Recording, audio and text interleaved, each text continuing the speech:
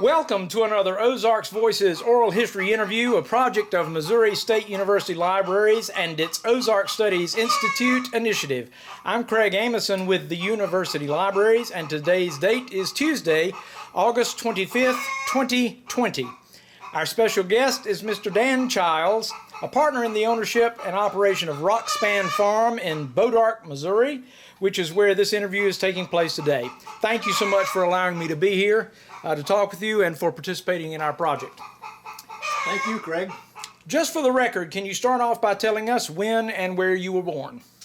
I was born in Springfield on February 6, 1953.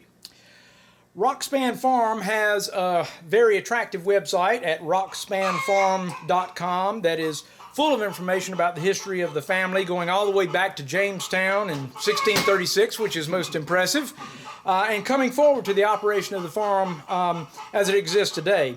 I'd like to ask you to give us some background. Can you tell us how your ancestors settled in this area? Well, they started out at Jamestown, as you suggest, and then largely moved south. So the family fought in the Revolutionary War and then ended up in South Carolina and Tennessee and Kentucky primarily. And then there were a whole series of unpleasantries going on there in Tennessee, having to do with encouraging people to fight the natives, and a certain amount of lawlessness, a certain amount of regulators, vigilantes cropped up. And from what I read, there was a lot of discourse, and not only that, but beyond that, animosity between various groups. So our family, being more of the land-owning, more, I would say, aristocratic types, had the means to leave. Mm-hmm. So they left largely Tennessee and came up to Jackson County in the 1820s and set up farms, and their three crops were tobacco, mules, and hemp. Mm-hmm. So I am about a sixth generation Missourian. Okay, sixth generation. All right. Your father was Richard Hudspeth Chiles Jr., correct? Right. And he worked with his father to build a family business, which was Chiles Tractor and Machinery, correct? Right. So does that mean that the farm operation here was more of a sideline to begin with in the early 80s? Is that correct? Yeah, so Dick, that's my father, who's also my grandfather. My father bought this place in 1978. Okay. 77, 78, and it was largely just a residence for him. So it's a pretty good-sized farm. I mean, he bought 180 acres and treated it like a backyard garden. Okay. So really worked at it really hard as he was winding up his career as a owner of a tractor company. Okay. So did it go from being sort of a sideline and then in retirement a hobby farm? Or? I would say something like that. Yeah. Mm-hmm. It was a traditional cattle farm. Like so many farms, it's interesting to see evidence of when it was a real farm. Yeah. You see real barns. Right. You see real, in fact, on the LiDAR, you look down from above, you can see all of the furrows buried deep underneath the soil profiles. Sure. And so at some point someone was farming grain and traditional crops here. But of course that's all gone away. So what you're left with is the Fescue Revolution, which I think came from Tennessee in the late 40s. They found this thing called fescue, and that turned the Ozarks into a cattle operation, because otherwise it would have been suitable for small farms. Right. So now it's cows, and that's what my father did. He was a cattleman from Texas at one part of his career. Your father was a cattleman from Texas? Okay. And his father was. And so, by tradition at least, that was something that they thought was what they wanted to do, was run cattle. And as we know, it's hard to make a living running cattle in the Ozarks. It was. How long had it not been a farm? I mean, what was the time span from the time your father got this land to the time it had actually been an active farm? Do you know? No, I'm not really sure. I mean, I know the general shape of this farm in terms of agriculture. Mm-hmm. I know that originally back in 1830, it was used for grains and small crops. It was a traditional small entity. Yep. Well, there were a host of land operations going on this, what is now about 250 acres. Okay. And so that turned into a mixed operation. So you had dairy farm at one time. There was a turkey farm at one time. There's still evidence of vast amounts of fencing going on. It was a fish farm at one time. This was the cattle farm, grain farm, and I'll just point out that all of them failed. And so that is our conceit here today, that we are looking not only forward, but we're looking back to see what is it about the Ozarks and the small farm that leads us to think that it could actually be a success someday. We're working on it. That's good. That's very good. And we're gonna come back to that too. Your mother's name was Ellen, right? Mm-hmm. I know your parents traveled extensively abroad in retirement, but they also enjoyed exploring the Ozarks too. Your parents seemed to really love the outdoors, and your father was very connected to the land, wasn't he? He was, because he owned and operated a small tractor company. And of course, he was selling bulldozers and earth-moving equipment all over the Ozarks. So southern Missouri and northern Arkansas. So he got in his car as a part of doing his business and was in contact with all parts of the Ozarks, especially the remote parts, because after all, that's where tractors are doing the work. Sure. And so I used to go with him. I worked briefly in his company as what they call a swamper. So you had experienced mechanics that would go out and work on these tractors, would be way down in a holler someplace. I mean, far away.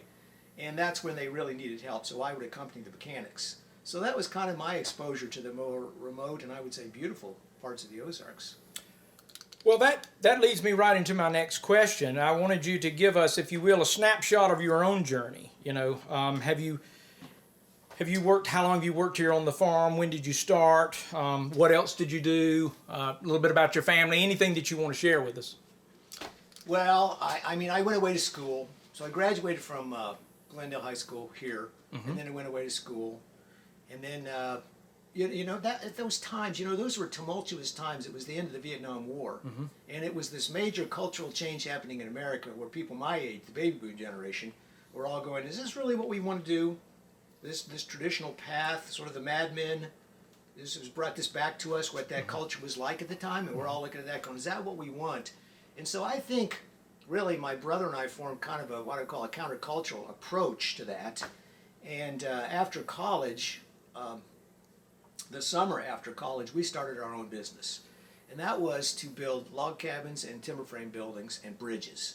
So we didn't have any formal training, but we knew how to use a chainsaw, and we figured we could sort this all out. So we embarked on a basically a small business enterprise to build. We built a large covered bridge in Lebanon, which is still there.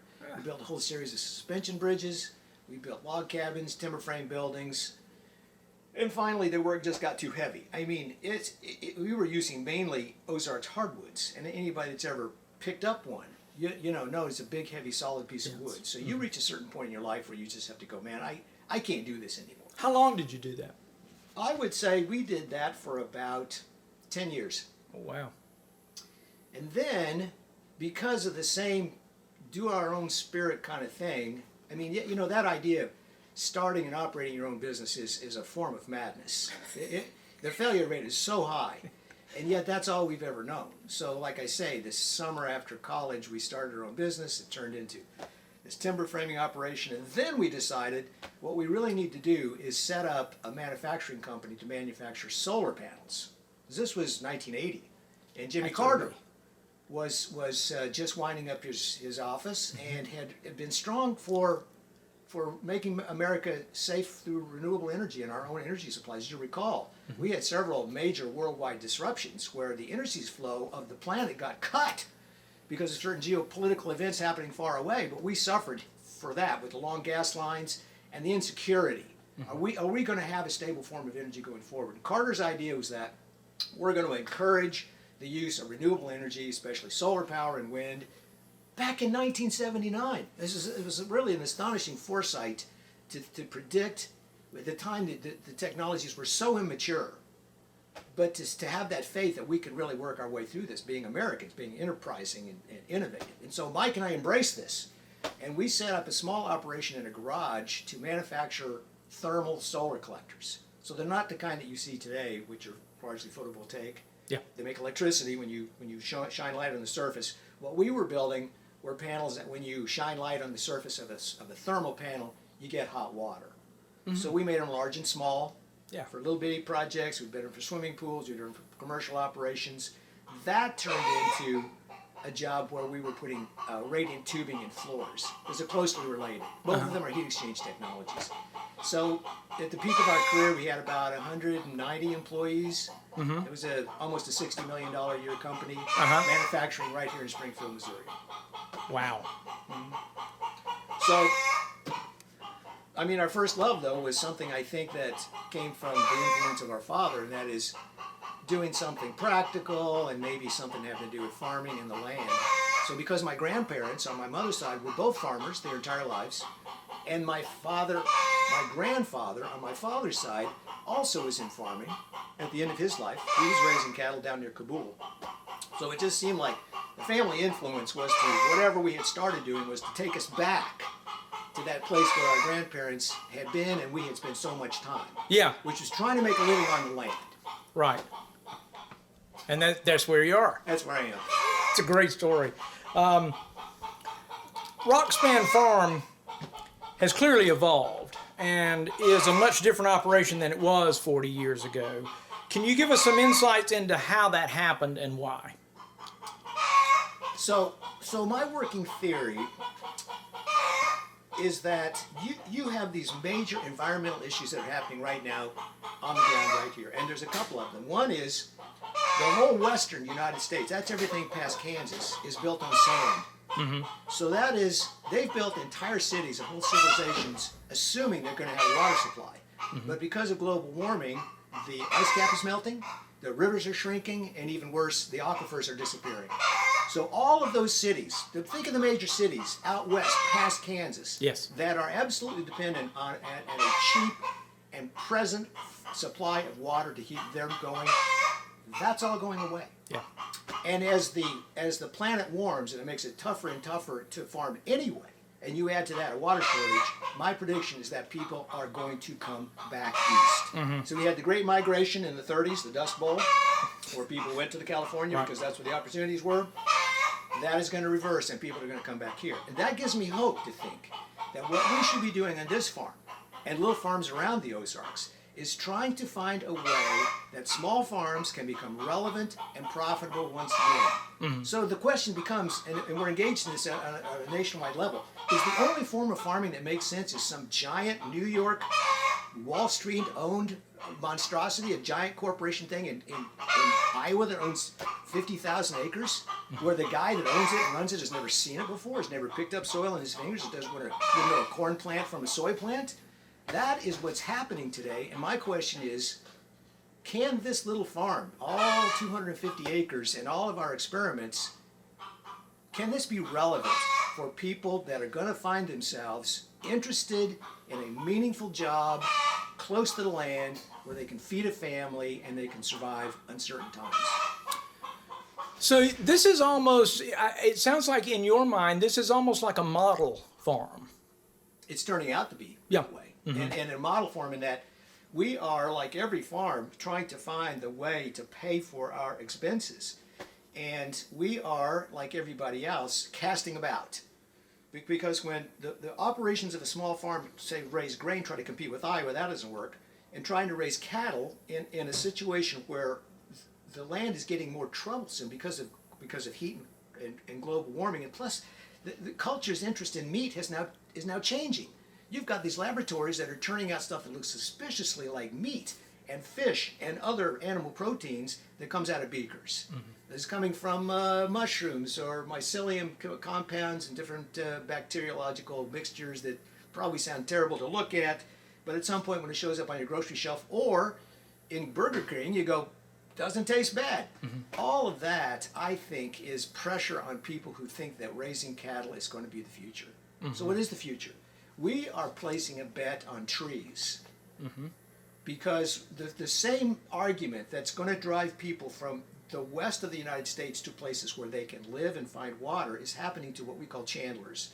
And these are walnuts that, when you go into the grocery store to buy a bag of walnuts, you're buying chandlers. And those are English walnuts or Carpathians, all the same general category. Those are raised in the Imperial Valley in California.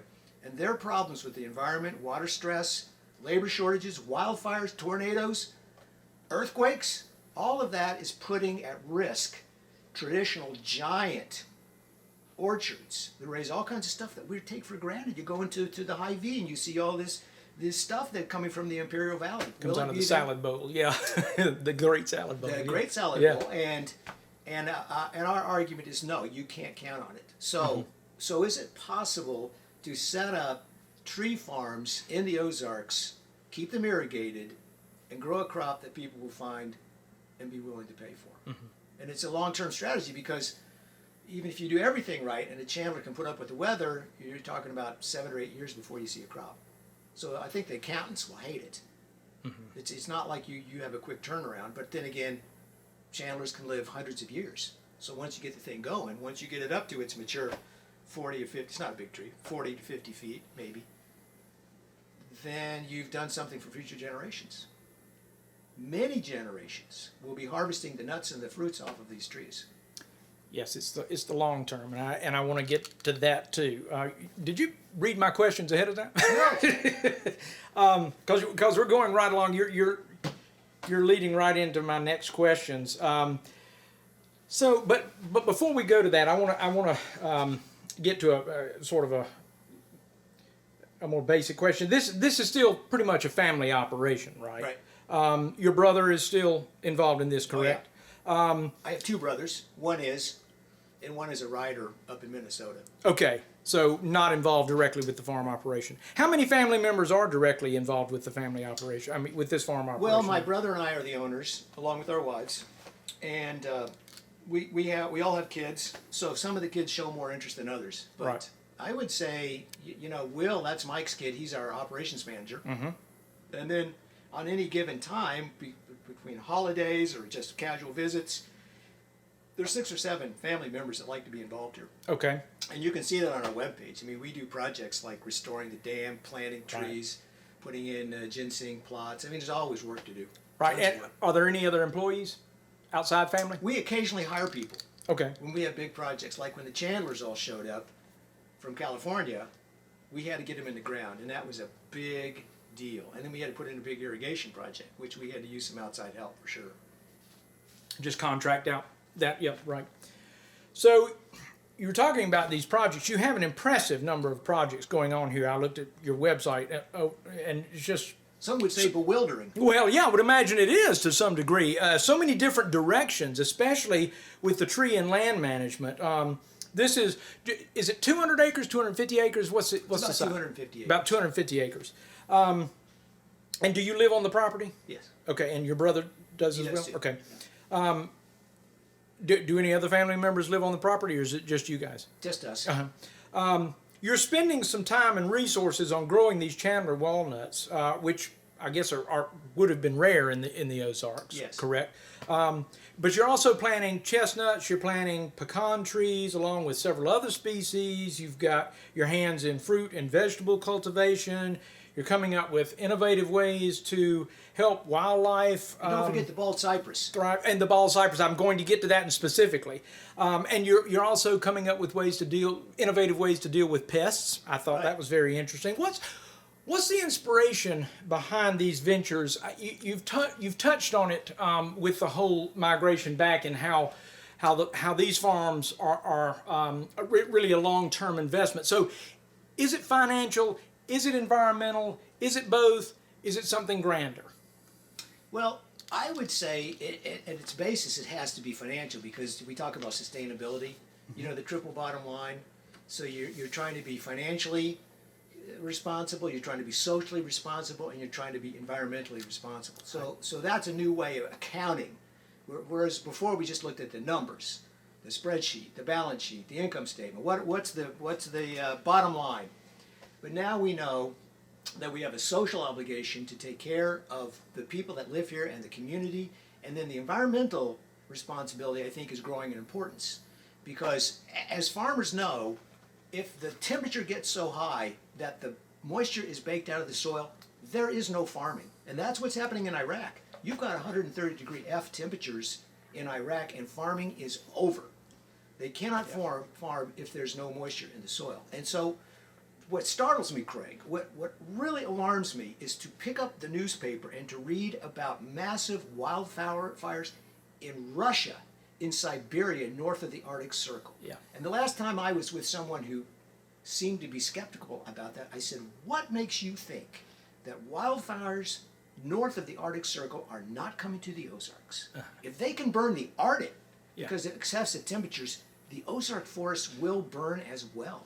And you think about the impact of that, because we've been talking about trees and walnuts. There's already a huge walnut industry in Missouri. In fact, we are the Saudi Arabia of black walnuts. Yeah. We have more walnuts trees per capita than any place else on the planet. And to think about the idea that not only would the crops not grow because the soil's too hot, but to see our forests burning up is alarming. And it's not that far in the future. I mean, it's happening right now in Russia, and when does it happen in the United States? Yeah. So I think this responsibility used to be sort of narrow, like how do we make a living on this property? But now it has to be broader. Now it has to be that worry bucket that fills up. We all get, this is all I can take. I can't worry about something else anymore. We've got to make room in people's worry buckets to worry about the planet because it's in jeopardy. And so that makes me a conservative. It really does. I would like to conserve what I have been privileged to own and operate for the generations that are to come. And it's encouraging that everything we're doing seems to have the support of our kids and our grandkids. Now they have lives, jobs, careers. Some of them live close by, and a lot of them live further away. But they're all interested in what we're doing. Because in a sense, what a farm like this represents in sort of a way, we're not preppers, but if you need a safe place where you could come, where there would be fish in the ponds and there'd be food to eat, that's the place that you could come here. And so I tell that to my kids and my grandkids, is that, you know, that's not a bad place. It's like what am I thinking of? The black swans. Tariq, what's his name? Anyway, it's the black swan theory that we make plans as humans. We make all kinds of plans, but if we don't imagine what can go wrong, if we don't build in resiliency and throw out a bit of efficiency. In other words, if you make everything so efficient, you're not prepared for the weird and unpredictable events that can happen. An epidemic is a black swan event. A depression is a black swan event. Typically, wars are black swan events. You know they're out there someplace, but you don't plan on it because you can't. It's just too weird to think about. But when it happens, it's a test of the culture to see if you are resilient. Have you built in enough protection against weird and unforeseen events that you can survive? Contingency. And that is the big question I think we're asking ourselves as a culture, is that can we all live like we've been living, causing the planet to warm? I'll just mention one other thing, not to get off my high horse here, Craig, but look, the last time that we had 417 parts per million of carbon in the atmosphere like we do today was 3 million years ago. And 3 million years ago, with that much carbon in the atmosphere, the oceans were 80 feet higher than they are today. What does that mean for the Ozarks and for me and for you? It means that if the oceans will rise, and they will subsume, they will take over every large and small and major coastal city on the United States, including the state of Florida. Those people are coming someplace, right? They won't have watering systems or septic systems or houses or buildings or cars. They'll have none of that, because all that goes away. It's all underwater. But they're coming here looking for something, a life. Now, we're on high ground. We're not close to the ocean, so I guess, you know, we can take some comfort in that, but really the amount of suffering and economic dislocation that is going to happen to this country is just astonishing. And when it's not that far away. And when that many people get desperate, good luck. Well, then you're talking about the breakdown of social order, which we all treasure and which makes everything work. So yeah, I think all of that, it's like we operate this farm not only with sort of like in the ground, digging stuff up and planting stuff on that scale, but then we pull our vision back to see what is happening with the rest of the world, including what I'm predicting to be an immense reverse migration from the West Coast, but also a migration from every coast as these cities are filled up. Look what's happened in Miami. Look what happened in New York just a couple of years ago with that storm surge caused by tornadoes or hurricane. I mean, the sewer systems filled up, the septic systems filled up, the streets filled up. Yeah. And they're all coming here. You know, that the map I've seen that shows when this 80-foot rise of ocean happens, and it will, and it is, the oceanfront property in Missouri will be Cape Girardeau, because that's a low area, that whole Mississippi River Valley. So it comes up as New Orleans is flooded and abandoned, all of that becomes a gigantic estuary that comes right up to Cape Girardeau, and that's where the oceanfront property will be. So not everybody loses in a catastrophe. There's winners and losers, but I'm going to argue that most people are losers. Yeah, and the desperation will be a problem for the winners. Yes. So, on a higher note, Yes. the ball cypress. I was interested in the ball cypress, and what is the major interest for you? Is that's obviously a long-term investment. Is that as much about soil conservation as it is anything, or what's the main interest for you for the ball cypress? I think as you historian, you recognize that when the settlers came here, they saw bald cypress, which grow in low areas, and that was the preferred tree to cut down, because it's huge, it's straight grain, it's a first cousin to a redwood, and so it's a magnificent rot resistant. You know, it's a hardwood, but still it's soft enough that you can work. So they built all of their footings and their cabins and their foundations out of it, and so largely disappeared from the Ozarks. So we're planning. I think the last time we counted, we had over 1,000 of these just scattered around, and some are doing great and some are moving slowly. But we baby them, thinking that someday when we harvest wood, and we were just talking about that before we started filming, is that that's a legitimate industry. Mm-hmm. When you've got a very valuable timber. And then again, the Ozarks are characterized by water. I mean, we get 46 inches of rain a year. And so given the soil conditions and the bottomlands and the rivers and the fertile wet soil that we have around us, I think these bald cypress are going to be great. And so it's not for me to say what value they have for me personally. It's for my grandchildren to say what is a magnificent giant bald cypress worth if you had to cut it down for wood. I don't know, but I think they're going to be really valuable. So it is financial as well as conservation and everything else. You've got sort of a comprehensive plan for almost everything you do here, it seems. I would say so, but Craig, it's really at least as much experimenting and reading and thinking about really to be open to innovation. Mm-hmm. So we certainly don't have all the answers, but it's not for lack of work. I mean, we have really worked this thing hard and looked at a lot of cool opportunities, including fish. You know, aquaculture is done real well. Most of the fish that people eat now is raised on farms, which makes sense because we're depleting the ocean stocks. So is that an opportunity for us? I don't know.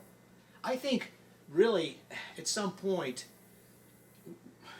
look, with all the people that are going to be unemployed and the tremendous social changes that we're seeing brought on by the pandemic, that is to say traditional industries, let's talk about the university. Is that an institution that can survive? Mm-hmm.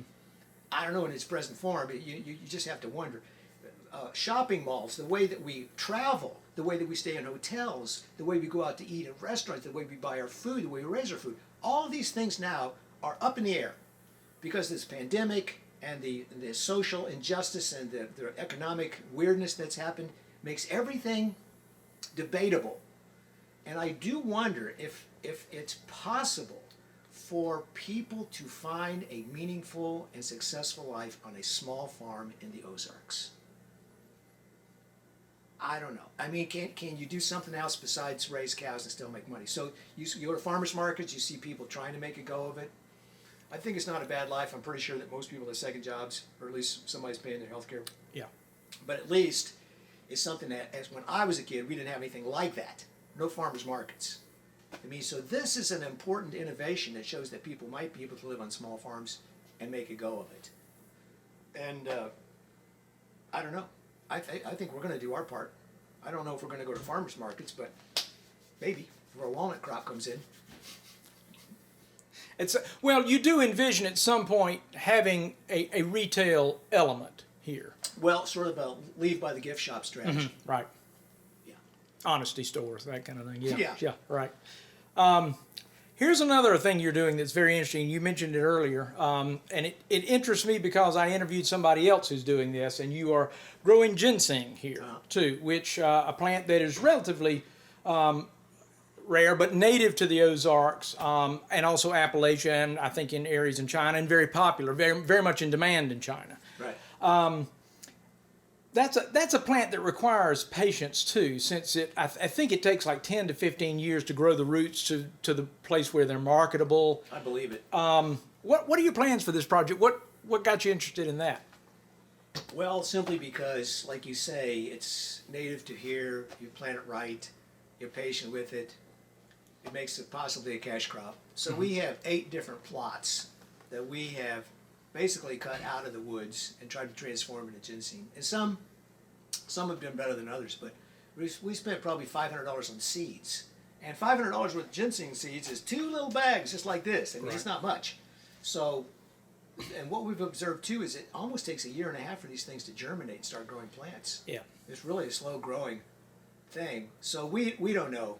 But in the same category as everything else we're doing on this farm, we're just starting to see what's going to happen. See what happens. Yeah.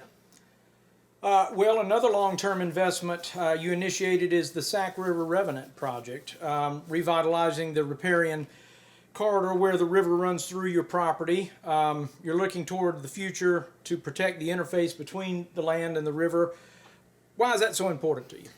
Well, I think our goal, see, we have this large spring on the property, 3.5 million gallons a day annual. So that's a lot of water. Yeah.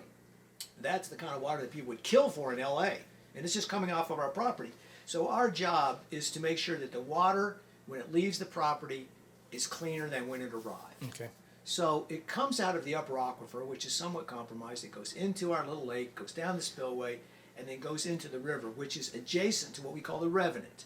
So the Revenant is just a piece of land that runs right alongside the Sauk River, about 3/4 of a mile. And previous to our project, it was a cattle operation. So there were 200 to 300 cows in that piece of property in the river for decades. Yeah. And so there's no way you could consider that to be a nice place in the Ozarks. I mean, it was nothing but a feedlot. It was nasty. It was so nasty. You just could not go down there and enjoy. There was no fish. They're all dead. The mussels that keep the river clean, they were all dead. The crawdads were dead. The trees along the river were all dead because in the spring, the cows with their hooves, they weigh 1,200 pounds apiece. They would push into the roots and kill all the trees. And then you had the beaver, and you had it was just And a the mess. nitrogen level must have been through the roof. The nitrogen level and the compromise to all the living creatures, that whole ecosystem that keeps everything running was gone. Yeah. So we thought, okay, this is improper. And it turns out that there are federal and state agencies, largely run through the old Soil Conservation Service, who have recognized the same issue. That when you have a spring and property along a river that flows to supply the needs for a modern urban setting like Springfield, Missouri, you should be paying more attention to the water quality. And so that's exactly what we have here. The water flows out of our spring, goes into the Sauk River, goes north, and ends up in Stockton Lake, and then we pump that through 2 giant tubes back into Springfield, and that's what we drink. So that is the primary water supply for Springfield. It will soon be the primary water supply for all of southwest Missouri. That includes Joplin, Carthage, because if they have their plans go through, and I assume it's a matter of time that they will, they're going to snake a great big pipe up I-44, and at some point they go north and they track into Lake Stockton, Stockton Lake, and they will be pumping water from that lake for their own supply here as well. So now the question is, when the water is pumped from the lake and it goes ready into the water cleaning facility, it's going to go into your tap, they have to spend money to clean it up. Because if it's full of whatever it is, heavy metals or organic compounds that cause people to sick, they have to clean it up. Now the question is, which is cheaper? Is it cheaper to clean the water before it arrives at that facility, or is it cheaper to clean it after it's gotten to the facility? And in their wisdom, the Soil Conservation Service and Department of Natural Resources has said, I think it's smarter for us to deliver clean water to Stockton Lake than it is to try and clean it up afterwards. Sure. And so that's what the Revenant is really all about. It's not only to improve the value of our land, which I will assure you that when people looked over that piece of land and they see nothing but crap, big, muddy, nasty, smelly swath, and the river itself full of cows, the property value is poor. But if we can fence out that area, which we did, and we drill a deep well so that the cows have plenty of grass to eat and plenty of fresh water, it's good for the cows because they should not be in a river all day. They should be out eating grass and then feeding in these discrete little waters. So it's good for the cows, it's good for the property value, it's certainly good for the land itself, and it's good for the citizens of Springfield because now they get fresher water rather than nasty water. So add it all up. I mean, it's the kind of thing where it's not immediately obvious why you have to do it, but if you look at it and you think about all the people that benefit in so many different ways, it just becomes obvious. So there's a lot of, there's to 10,000 miles of creeks and rivers in Missouri, more than almost any place else in the world. So that's like a challenge, but it's also a big opportunity. We can't possibly clean up all the rivers. There's just too many people that don't think like I do. And they think, well, it's just a dumping place. You know, it's my river. I get to put whatever's in it, without thinking that somebody's downstream. Yeah. Somebody is getting that water, and somebody has to take this larger social responsibility to try and keep it clean. As we talked about before, it's not just cattle that are being raised in that river. It's people who are dependent on that river for recreation and for fish, and for food, and for property values, and for wildlife, and for all the things that a vibrant river system brings. That's what we're really building here. Yeah, so it's land and water responsibility. Yeah, but for what reason? Yeah. It's not only for us, because now our property's worth more money, for sure, but it's also good for everybody downstream. Yeah. It's a broader vision. I know you, since you brought it up, I'd like to explore it a little bit more. I know you're working with soil conservationists at the U.S. Department of Agriculture to install rotational grazing systems. I want to talk about that some, and you've partnered with a lot of regional, state, and federal government agencies and organizations. Tell me a little bit about that, how that's been beneficial for you. Obviously it is, because you do it so much. Yeah, well, it turns out that there is a common social purpose in a lot of what we do, like soil conservation. So we need to keep the soil out of the rivers. So that is a big priority for those guys. NRCS, that's the old Soil Conservation Service, the ones that came to the rescue when the Dust Bowl blew away people's livings, because they had simply not taken the care of preserving something that arguably is the most valuable resource in the United States, our soil.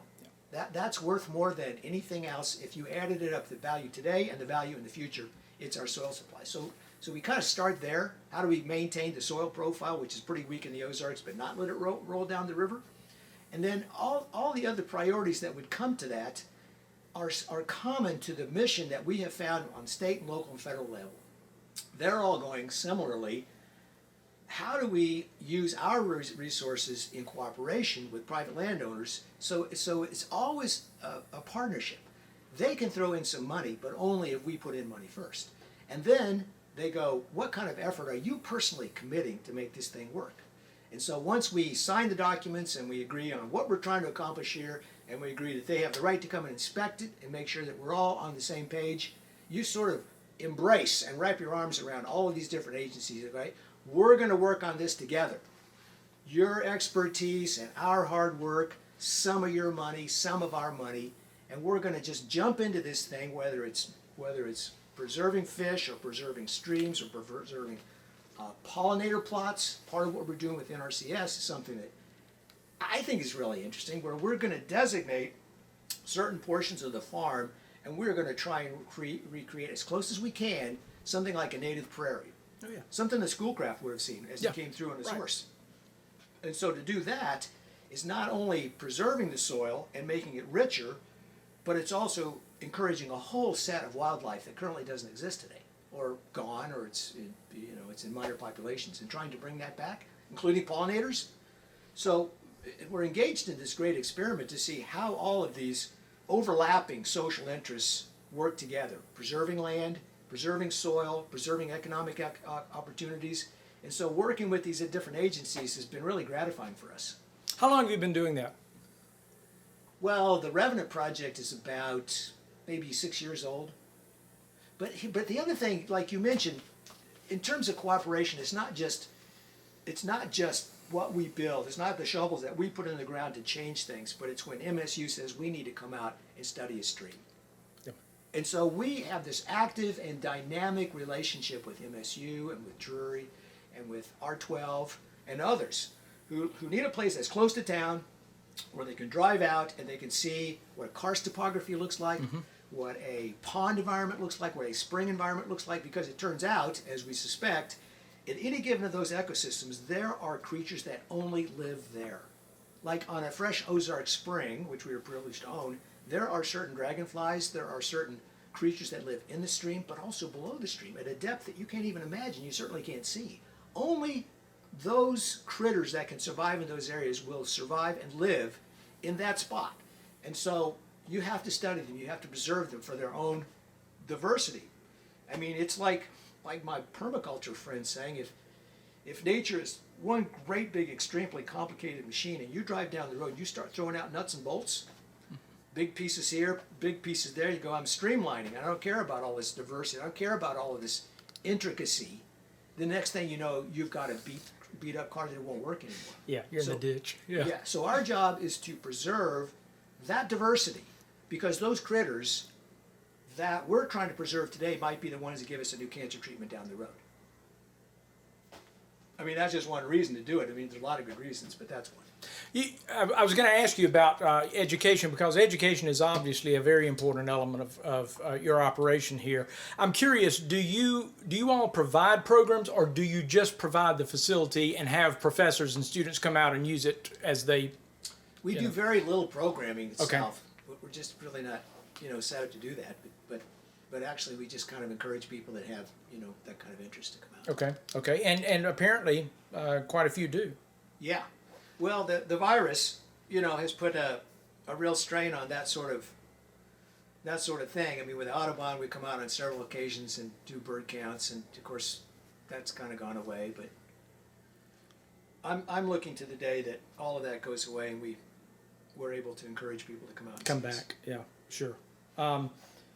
So I mentioned the rotational grazing system. Is that for cattle on this farm? Right. So when you work with NRCS, they look at the land that you have and they go, how do we help you with your economic opportunities, and at the same time do what our job is, which is soil conservation. And the way to do that, of course, is rotational grazing, where you have the designated number of cows, you move them around on a regular basis, they eat up the tops of the grass, not the grass right down to the roots, which is what was happening before, and in so doing, you keep those cows happier, healthier, and the ground, of course, doesn't get ruined in the process. So we're setting up, I believe the last count was like 18 different paddock designations, and at the same time, in concert with that, we're putting what they call silviculture. This is common in Europe, where you take land that's otherwise just bare and it's got cows on it, and you deliberately plant certain kinds of trees in certain patterns with irrigation so that the trees create windbreaks or places to feed cows or shade and soil stabilization, all those good reasons to grow a tree. You put it right in the middle of the cows. Of course, there's steps. You have to you have to irrigate them. You have to preserve the trees from being trampled or walked on. So it's not an easy process. And in fact, in the United States, it's quite rare. But we're doing it. So you take a piece of ground, like across the Ozarks, it's got cows on it. You put up better fencing.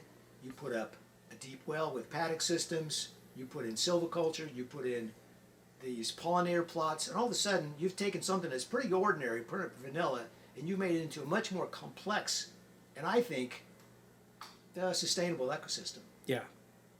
The ones that are doing rotational grazing, the farmers that I've seen to do rotational grazing, their whole equipment package is a pickup truck with little electric, fence materials in the back. They don't buy hay because they use hay that they have set aside in their paddocks for winter use. They don't need tractors. They just need a pickup truck and to move electric posts around with different fencing in order to change the paddock arrangement. And because they control the inputs. In other words, they're managing the expenses that most people don't pay a lot of attention to. They're able to make money. So their investments are in fences. Yeah. I assume to keep the sections separate. They're not buying big farm tractors. Right. They're not buying hot hay balers. They don't need big rigs. Right, which are hugely expensive. Do you know anybody who, and you don't have to name names, but do you know people who are making it a go with that kind of system and actually are cattle farmers? Yeah, they're numbers people is what they are. Yeah. I mean, you take out the element of romance, and I'm going to go out there, by golly, I'm going to make something out of this farm, and you flip that and you say, I'm going to figure out how to make money with this farm. And then you go in it with that approach. So it's entirely different. In other words, it's the accountants, the people that are really good with numbers, that understand the inputs. Yeah. What are you spending on this piece of property? that you already know what you're going to get out of it, because you can see what cattle prices are, and of course they fluctuate, but at any given time you got a pretty good idea what you're going to get out. The question is, what are you going to put into it? Yeah, that obviously impacts your bottom line. What is if you can estimate, what is the average size of the farm that's doing that, that's making it? You know, how many head of cattle do they have? They're small. Yeah, because here's the thing about rotational grazing is that it's more labor intensive. I mean, the people that I know that are doing it, you know, it depends on the weather, of course, but in the spring, you're trying to move those cows a lot. Okay, so maybe every day or every other day you're out there moving them. So I think what that does is play into the hands of small cattle operators that give them a fighting chance to make a living, as opposed to someone that's just got 1,000 acres and they're running thousands of cows. Okay.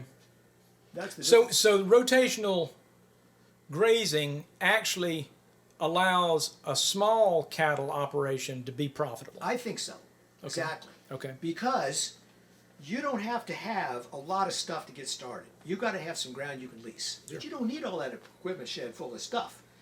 You just need your old pickup truck and some metal fencing materials, and off you go with the right smarts. And of course, the other, really maybe the true expense of a rotational grazing system is you've got to provide water to every paddock.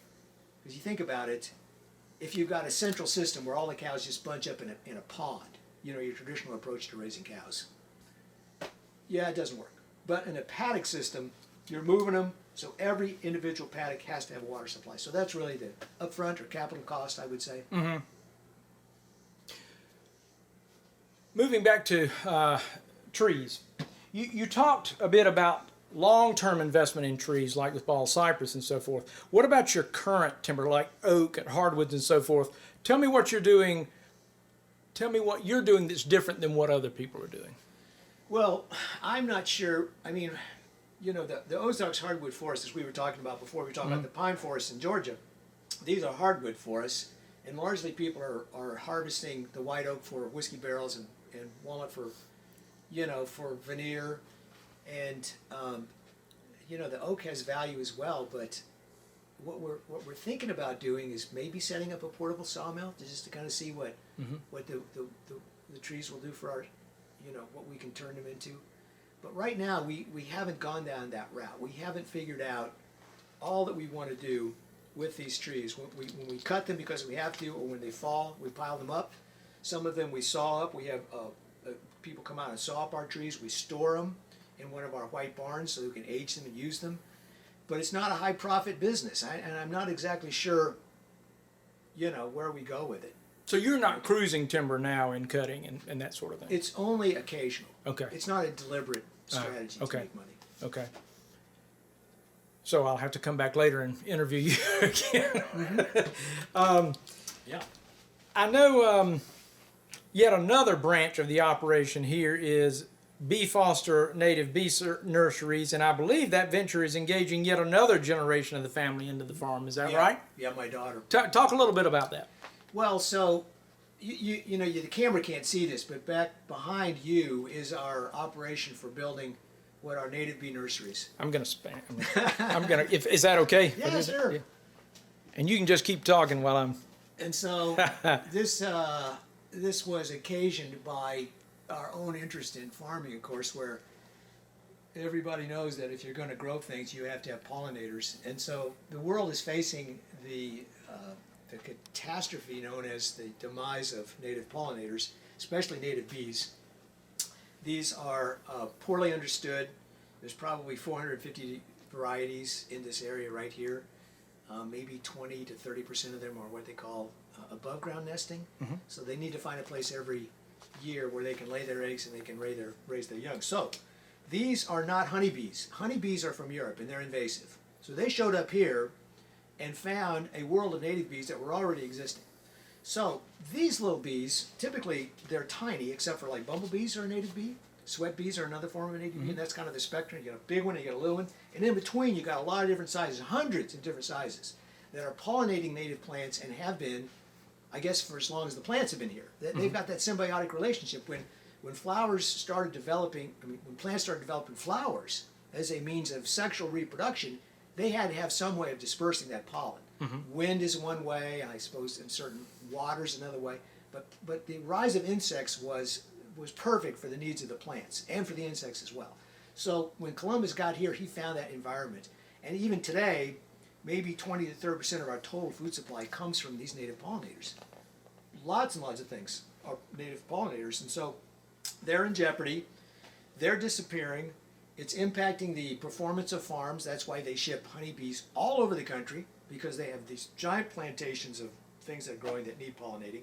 And we thought, well, another approach for us would be to build small native nurseries using local manufacturing that you could put up in your garden and would encourage the bees that are already there to find a place to nest. Because they live for 1 year. They're not honeybees that can overwinter. They work hard during the summer, they deposit their bees in where they can find a place, and then they die.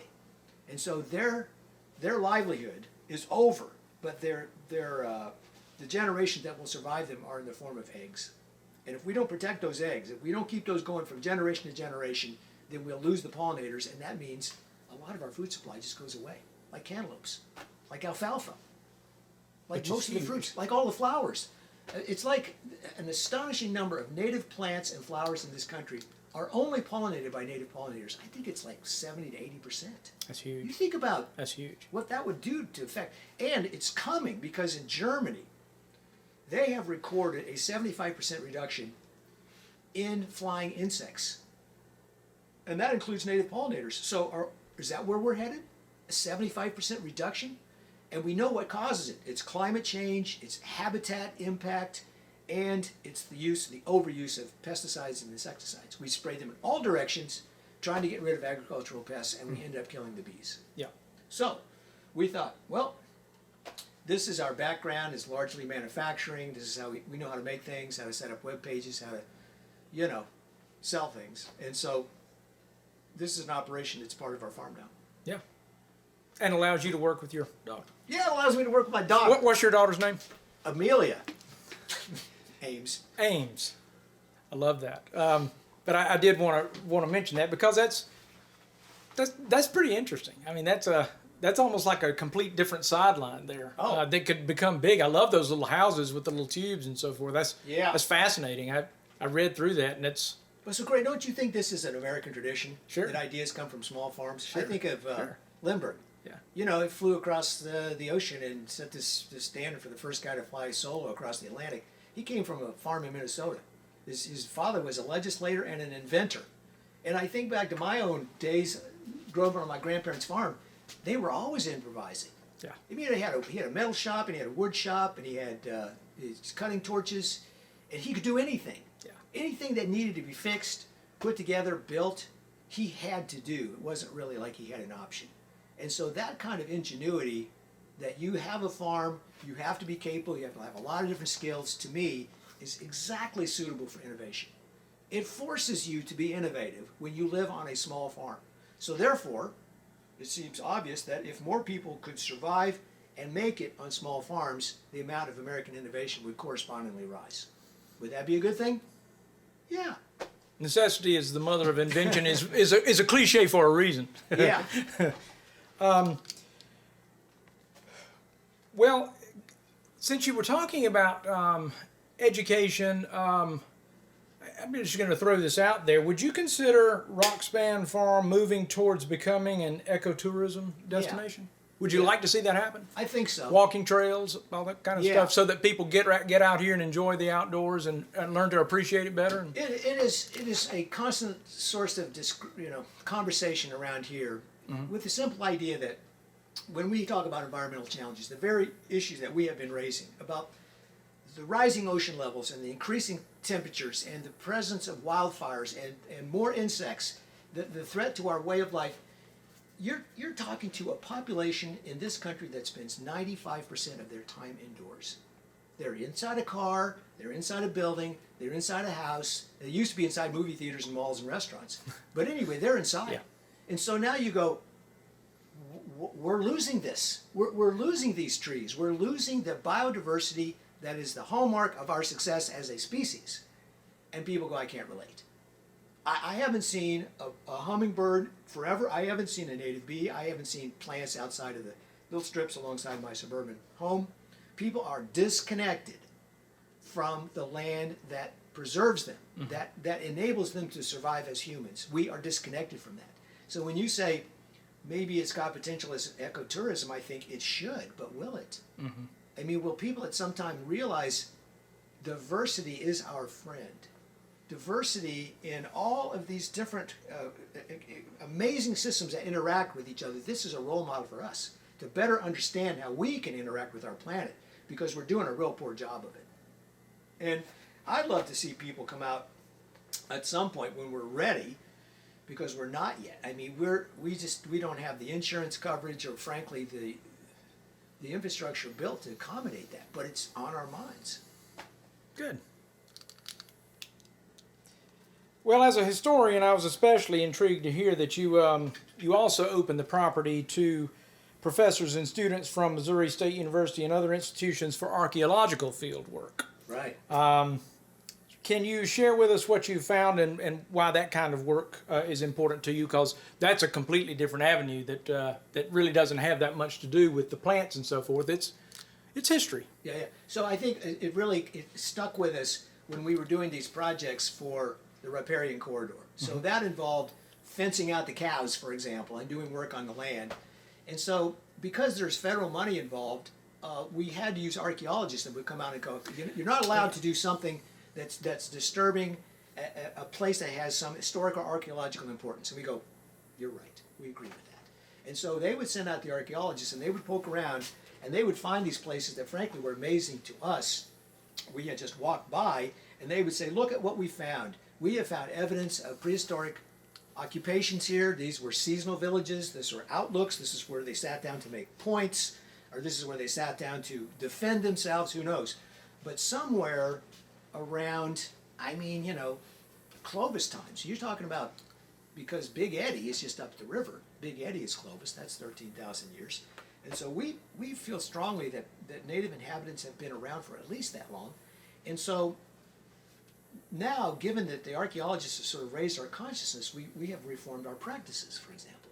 It's so easy when you dig a post hole and you pick up a point, a beautiful point. Well, now what we try to do is, in honor of these archaeologists, to make a note where that point came from, so that for future generations, and I'm talking about many years in advance, where they go, what really was happening here, they'll be able to look at our records and to realize we've tried to preserve that historical snapshot past our own lives.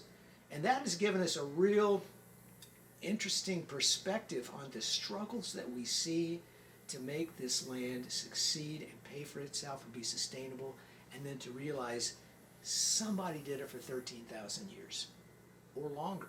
They made it work. Now, I don't want to go back there because they didn't have dentistry. Just for example, but the very idea that they could live sustainable lives, practice the animal husbandry and growing plants and build families for that period of time is just astonishing, given the challenges that we face. So we're learning about them, and I think that sort of consciousness about how people did it before, just like us, right? No different. How did they manage to survive under these circumstances, and can we be resilient as well? So it's really taking lessons from the past and sort of incorporating that into a broader vision of how important this property is and what it can do. And yeah, but with the difference, Craig, is that in the past, America was in such a hurry to build these farms and then to exhaust the soil and then to get on down the road. Because my father, just speaking of history, when he was in the tractor business, one of his principal businesses was strawberry and tomato farms. Because they would come into the Ozarks and they would buy bulldozers from Dick, my father, and they would scrape off the hillside and they would plant a zillion tomato plants somewhere close to a rail line, presumably. They would grow up all these tomatoes. They would put up these wooden canneries. They would can all the tomatoes. They would throw them onto the rail siding, and off they would go. And of course, then the soil would be exhausted. And so then they would just leave that soil behind, and they would go to a different place. Same with strawberries, and to some extent with trees, like apple trees. But I mean that sort of, making money but then leaving behind devastation is something that we can observe, we can learn from, hopefully. But then we don't want to repeat that. Yeah. We would like to find a way to grow the crops. Well, like in the South, you saw with tobacco farming is so destructive of soil. Mm-hmm. It leaches all the important nutrients out of the soil, and then you're left behind with something that won't grow things.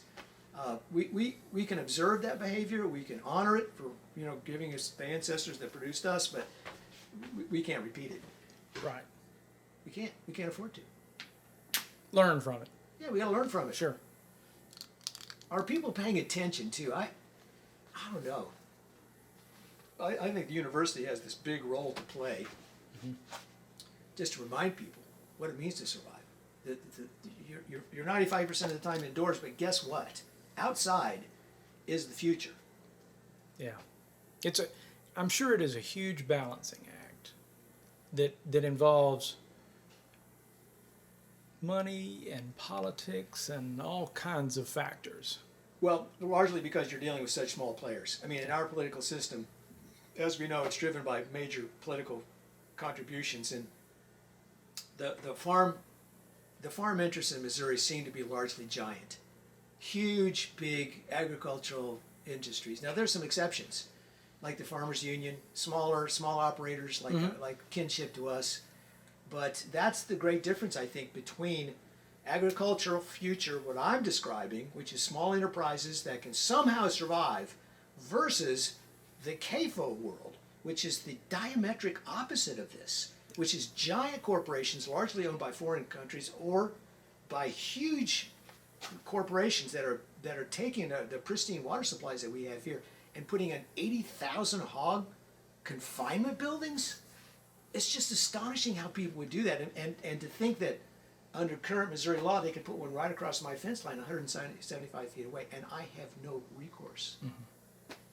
Yeah, so really what we're looking at is our little enterprise as an experimental and maybe an educational source of interest versus the CAFOs, which are busy building stuff like crazy right now. I don't know who's going to win. I'm going to ask you to give your opinion about something now. That this gets us to sort of a lofty, yes, philosophical. What do you love about the Ozarks? Well, I think the Ozarks are sort of connected to the Midwest, and Midwesterners have this reputation for being open-minded and sort of friendly. And if you got a flat tire on the side of the road, someone in the Ozarks is likely to pull up and help you fix it. So there's that sort of cultural, small-scale interest. I think it's in some ways an ecological island.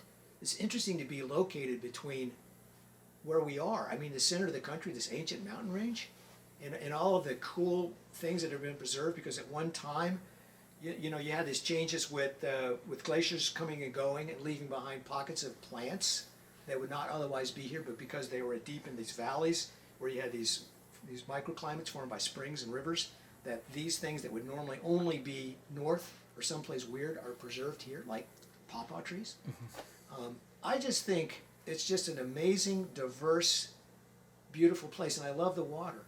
The fact that we have so many springs and rivers and so much rain, so many small enterprises, it just kind of suits our needs. It scares me to see people come here and think of it just as a place to raise hogs. Yeah. It's so much more than that. Yeah. But that's what it's turning into.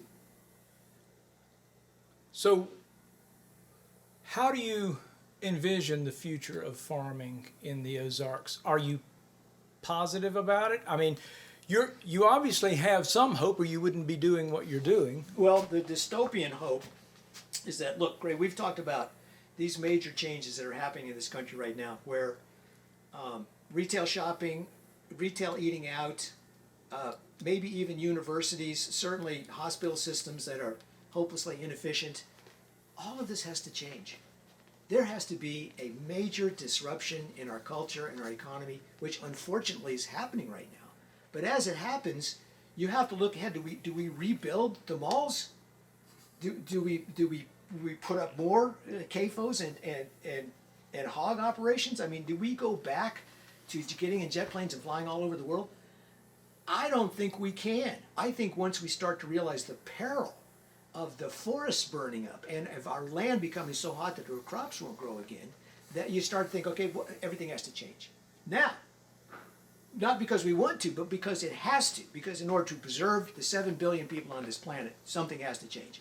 Now, I think that is an opportunity for a return to small scale.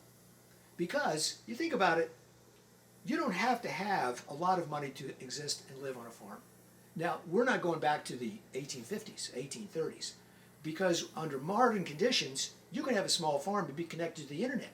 Now, instead of being ignorant and making big mistakes about the berries you were raising or the pawpaws that you were raising or the chickens that you're raising or the goats you're raising, you're going, how do I keep this goat from being diseased? You just bang it into Google and there it is. There's the answer. Something, this knowledge base that we have available to us today, I think is the magic tool that makes it possible for small farms to flourish in the Ozarks. Now, of course, this is the logical place for it. Where else would it be? I mean, if you go east, possibly, but if you go west, that's just a great big desert. But where we are now, with the rolling hills and the small farms and the small acreages and the water abundance that we have, small farms couldn't make it here. I mean, you could make it. You could make enough to make a living to survive when times really got tough. And maybe that's what is going to come down to. Can you survive? I'm really not being dystopian. I'm not talking about the breakdown of order. I'm not talking about everybody buying guns and then shooting their neighbors when they start to cross the property. I'm talking about a civilized, intelligent, well thought out, well planned transformation to a world economy that doesn't burn the planet up. I mean, it should be obvious right now we got to do something different. As Miami starts to flood, and as the Arctic starts to burn, and as temperatures start to rise, we must begin to realize that something's got to be different. And I think what we're doing on this farm, in our own halting, experimental, see if it works kind of way, is pushing little boundaries. Things that didn't work before, or didn't make sense, or didn't make money. Can we now, with modern knowledge, access to databases, new ideas, new technologies, can we all of a sudden start to see how little farm enterprises can make it in the Ozarks? And I don't know what else, really. I think it's just it's just as good a choice as, say, building new suburbs for people that don't have jobs. Mm-hmm. That's the future of the Ozarks. A good future. It's a healthy future. You think so? Yeah, oh my gosh. You know, when I was on city council, I used to tell people that this is the place where everybody is going to come. They're going to leave the coast, they're going to leave the west, and where are they going to go? They come to the Ozarks. So you can buy great land here and grow crops for not much money, and that's not true of every place. So, yeah, I look forward to an amazing amount of migration. Is it good? I guess if you're in the Chamber of Commerce, it's good, and if you have this hope that this viable farm economy could survive, then it's good as well, because I don't think there's any way of stopping it. I think it's going to happen. Anything we didn't cover? Well, I think we covered a lot, and I'm glad you're here. I think this idea of preserving history is cool. I don't know if anybody will ever see this. Well, they will. I promise. Yeah, we have the stats on these videos. I know people watch them. So, okay. yeah, absolutely. All right. Well, thanks for doing this, Craig. Thank you so fun. much. This has been fascinating.